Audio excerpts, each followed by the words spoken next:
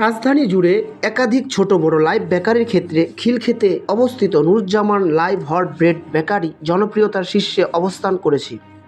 খাবারের গুণগত মান, পরিবেশ ও মজাদারের ব্যাপারে Nuruzzaman live hot bread bakery অনেক এগিয়ে রয়েছে। দক্ষ ও প্রশিক্ষণপ্রাপ্ত কারিগর এবং আধুনিক মেশিনের মাধ্যমে উন্নত মানের সুস্বাদু টাটকা গরম রুটি, cake, biscuit, pizza, patties, toast ও জন্মদিনের কেক তৈরি করে সর্বসাধারণ মানুষের কাছে ন্যায্য মূল্যে বিক্রয় করে আসছে। কোনো রকম হাতের সংস্পর্শ ছাড়া স্বাস্থ্যসম্মত ও পরিষ্কার পরিচ্ছন্নভাবে বেকারি পণ্য তৈরি হচ্ছে। আর বর্তমান এসব খাবার ছোট বড় সকলের কাছে খুব জনপ্রিয় হয়ে উঠেছে।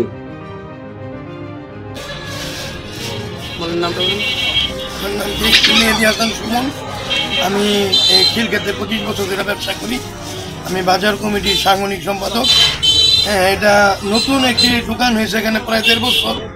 লাইভ হট বেকারি নামে কোনো খিলক্ষেতে দোকান ছিল না। আমরা বেকারি দোকান ছিল সামনে 2টা বেকারি, নর্মাল বেকারি, কিন্তু এদের খাবারগুলো অত্যন্ত সুস্বাদু।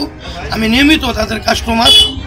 পিৎজার অমৃত স্বাদ মুখের মধ্যে যেন রুচি নিয়ে আসে, এই স্বাদ যেন অমৃত আর মজাদার। বিসমিল্লাহির রহমানির রহিম। খিলক্ষেত নুরুজ্জামান বেকারির মালিক হিসাবে আমি কথা বলতেছি।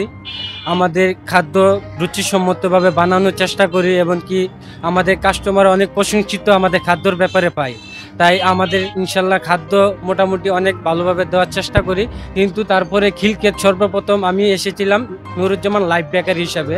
খিলক্ষেত তখন প্রথম পরিচালনা করে থাকি, তখন এই বেকারির উদ্যোগ নিয়ে অনেকেই অনেক বেকারি দিয়েছে, কিন্তু তারপরে আমাদের কাস্টমার আমাদের অনেক প্রশংসিত করে যে না, আপনাদের খাদ্য আমাদের কাছে অনেক ভালো লাগে, তাই আমরা নিয়মিত নিই। তারপরে আমি আমার স্টাফদেরকে সবসময় বলে থাকি যে আমাদের খাদ্য যাতে কোনো সময় যাতে আমার কাস্টমারদের কোনো কমপ্লেন না আসে, সেই ক্ষেত্রে আমি স্টাফদের অনেক চাপে রাখি, যাতে কোনো একটা জিনিস দিতে যায় বা ওইতে যায় বেশি হয়ে যায় কম হয়ে যায়, এই জিনিসটা আমি নিজে মেনটেন করি। কারণ আমি ছুটি থেকেই এই লাইভ বেকারি নিয়ে অনেক গবেষণার ভিতরে আমি নিজে কাজ শিখে এমনকি আমার নিজের অভিজ্ঞতা থেকে আমাদের স্টাফ আমি পরিচালনা করি।